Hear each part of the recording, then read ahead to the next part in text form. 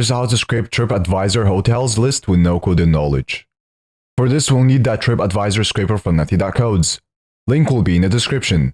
Simply just download it for your browser. Next, press hotels in the list. As you can see, we extracted the hotels in this list. To extract more, simply scroll down. Then go to the next page. And there you go. I will do it one more time.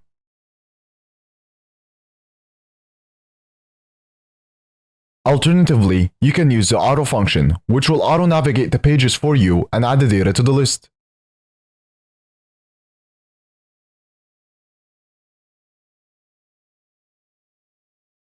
Once you're done, press stop. Now, head to the settings. Then go to stored data. In here you can find all data you scraped. You can specify some data to delete or move to export. Now to customize this, press on customize.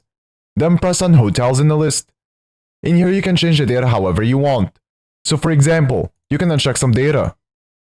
You can also change the order of the data. And also change the name. And also add a criteria to only scrape the products you are looking for. Once you're done, press save. You can also find more features in the add-ons section. Now to export this, press add to export list. Then press export. You can export it in many different ways. I will export as HTML. After exporting, here's all the data we extracted.